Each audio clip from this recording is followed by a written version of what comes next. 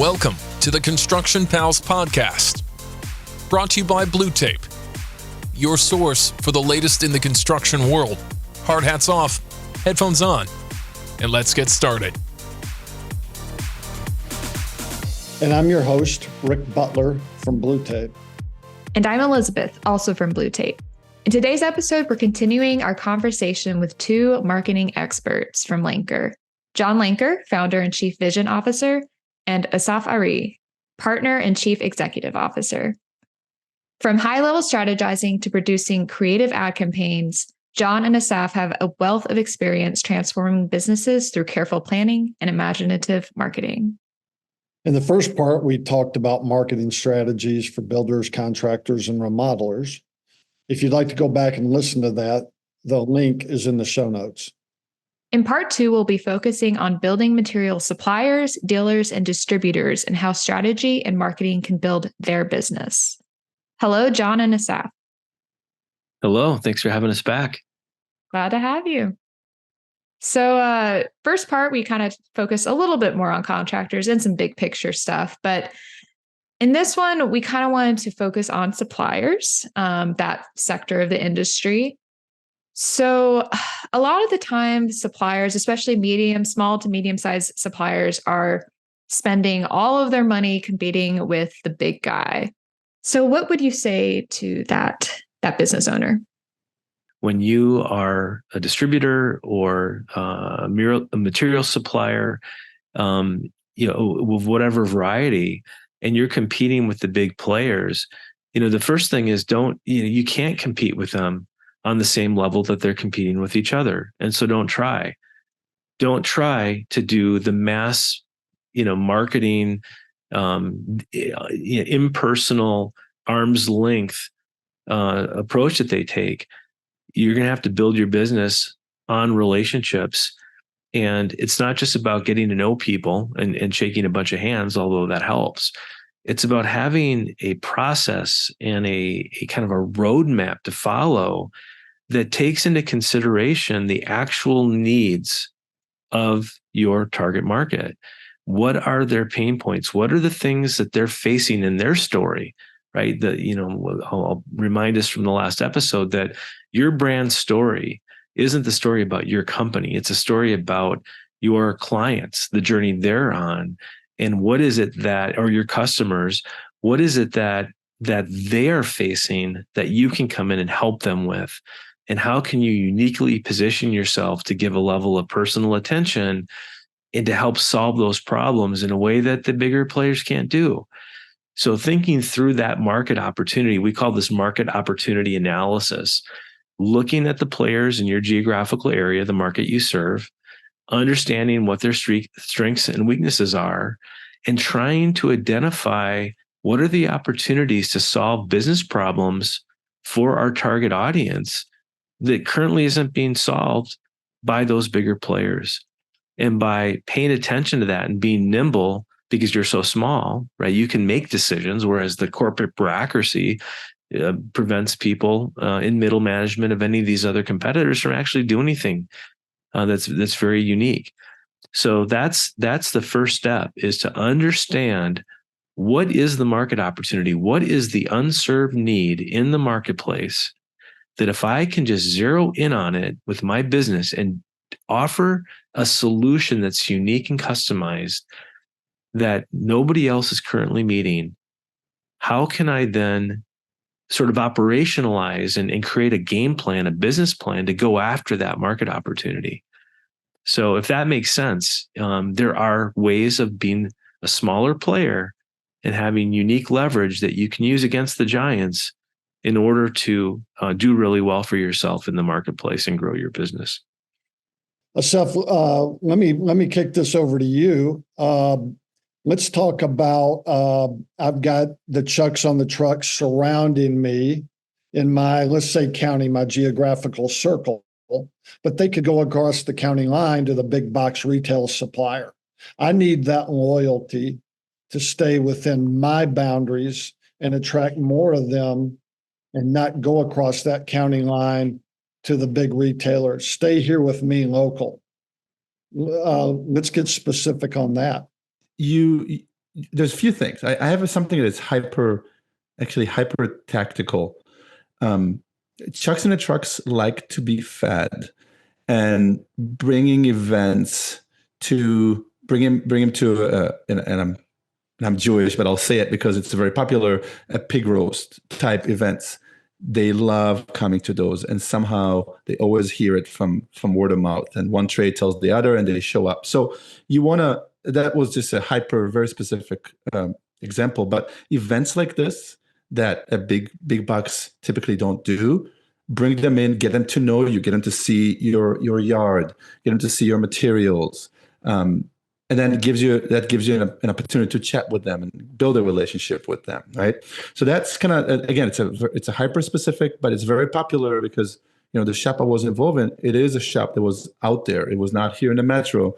It was 45 minutes away from the metro, and you could tell certain people have preferences, right? So you want to get them into your shop to get to know you, and you do events like this. So they come in, they have a nice meal, they have some drinks, some chips, and they get to chat with you and see, and instantly there's an opportunity for you to get them as a client, right? That's kind of, again, it's hyper specific. And the second part is, it's kind of an extension of what John said earlier. It's the big box, you cannot outspend them. You cannot outspend the marketing. You cannot beat them on their terms. It just, you're going to go bankrupt trying to do so, right? So you got to offer something else. So you need to make it hyper convenient for them, and not necessarily the cheapest or the best terms, but something that you're offering need to be different than what the big box has to offer, right? That is, make it very convenient for them, very personal for them. Same day delivery, instant deliveries, 1 hour deliveries, unique products that they cannot get anywhere else, products that get people into the store, and that by coming into the store, they have an opportunity to buy other things. And even if those products are not going to be the most profitable ones, they're the hook to get those chucks in, because they're available through your store, and now you open yourself to sell them on other things and cross-selling. So it's playing on the fact that you're agile and you can make decisions that are different than what the big box stores could make, right? And you position yourself as a contractor specialist, and the big box is a homeowner specialist. You make that, you differentiate yourself as, we're here to serve contractors and alleviate the biggest pain points for them. Because as a person that was a contractor full time, price is not the only thing. Getting certain materials, getting them quick, someone to answer the phone, someone that knows who I am, a text message that I can send someone about a product that I'm looking for. You can't text Home Depot, right? But I can text. I can probably pull up, even though I haven't done it in years, I can pull up some of the people on my phone that used to do it, and I'll say, hey, I really need this or that. Do you have it? Or can you get it for me, right? So that's how you gonna attract those chucks in. So through service and through meals, that's how you got to get them in the door. Well, and really what Assaf is talking about is finding value adds that you can bring. And we all know kind of what's happening in the economy. Anybody who's gone into a big box store recently and who remembers what it was back like in the 90s or early 2000s, you'd walk in, there were all sorts of seminars going on and all these value adds, and just about every aisle there was somebody who was an expert at something who could help you with, plumbing or electrical wiring or, whatever, tools. And that's all gone away, because the big box is playing with margins, lower prices. And in order to get lower prices, now you walk into one of these places, oftentimes it's, there's one person servicing multiple areas. It's almost impossible to get help. And you can be the alternative to that.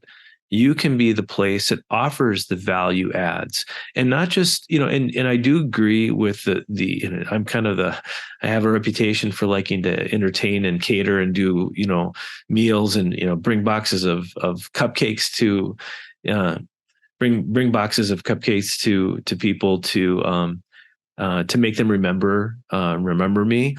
But thinking through again, what is the need in the marketplace? And I'll give you an example. I mean, there could be a contractor a chuck in the truck, who's got a project, and there's something about that project that they've never done before. Some kind of specialty material that needs to be handled in a certain way, and you're not quite sure what to do with it. But if your supplier has sort of an expert, kind of like a genius bar at Apple, there's somebody you can talk to and say, hey, let me explain it, or let me send you a link, and we have a little video about this. That's the efficient way to do it versus, I'll run out there and show you how to do it. I mean, that can be great. You can do that sometimes, but the way to scale it, especially if you have to do something like that for somebody, don't just go out there and do it once. Go out there with somebody who can use your phone to videotape you doing it, and then put it up onto an expert database that your customers can access when they log in. You have a little specialty training that shows them how to use different materials and how to do special techniques. It's really all about value add. So personal attention combined with, leveraging your knowledge and education to benefit those people in a way that others don't. And have some free stuff out there, but then have a bunch of it, have your better stuff behind a wall that you have to at least be subscribed, right? For people who do business with you, they get access to it.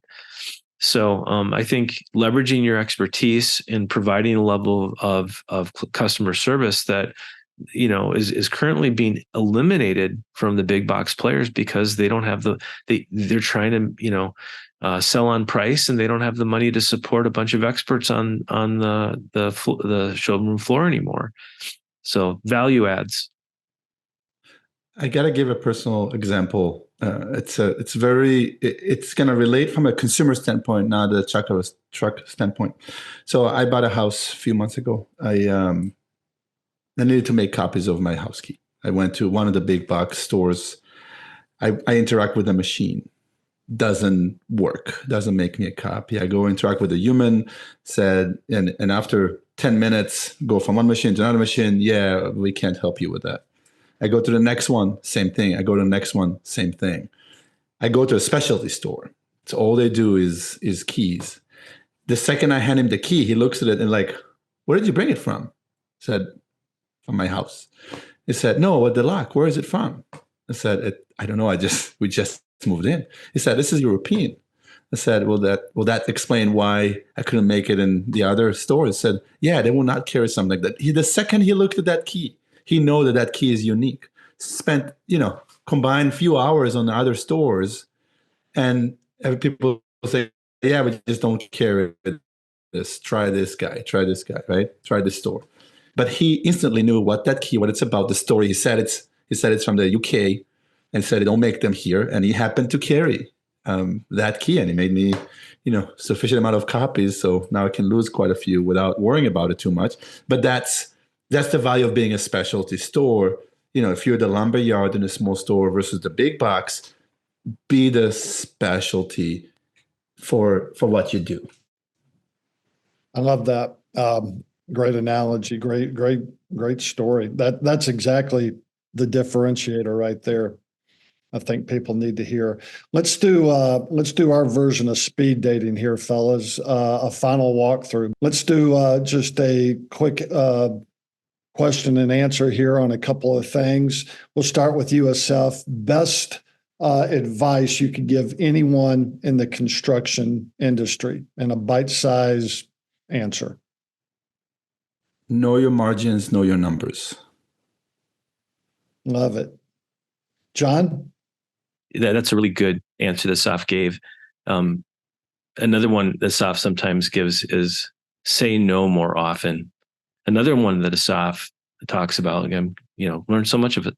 I knew nothing really about this industry until Assaf taught me. So he's kind of been my mentor. And another one is that you probably think that you have just one major problem. If I could only have a better website, I'd get more leads. If I could only do this one thing, then I'd, if only I could just make a little bit more margin, then everything would be solved. And And the answer there is no. It's never just one thing. There are multiple things. And it's the things that you don't currently see, the things under the hood that you're not looking at. Those are the things that'll do you in. And my one that usually comes from me is it's never too early to start really focusing on your brand, because your brand is what people believe about you. And there's never a time from the first day you have an idea to start a business until this day where what people believe about you doesn't matter. It matters every day. And so you have to decide who you're going to be. You have to have a game plan to exist and move forward into that vision. And branding and going through a branding exercise is one of the best ways to get all that buttoned down. Perfect. So say no, know your brand, know your numbers. Last speed dating blue tape walkthrough right here. One sentence, worst piece of advice in the construction industry you've ever been given. Worst. You can afford that. Yeah. You can afford that. Yeah. Okay. You can afford that. That's all right.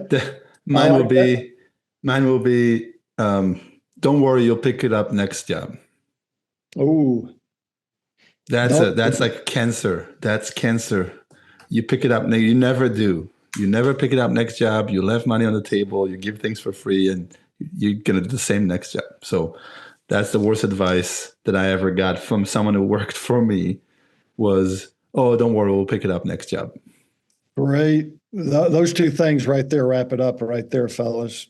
Well, fellas, thanks again, John and Assaf, for joining our podcast. I hope this motivated our listeners to take a closer look, at their marketing plans and improve them, prove their plans for 2024. Could one of you guys let the folks know how the best way to get in touch with you? I know this will be in the show notes, but would love to just real quick, how do they get in touch with you? Where can they find out more? All right. So the best way to get a hold of us is to go to lenker.com/constructionpals, and there'll be some more information there. We got something you can download, some advice right off the bat. And we always have a little recap video that we post right after we do one of these shows. So that's where you can go to learn about us. Thanks for listening. And don't forget to subscribe for more episodes like this. For more information on Construction Pals podcast and Blue Tape, please visit bluetape.com.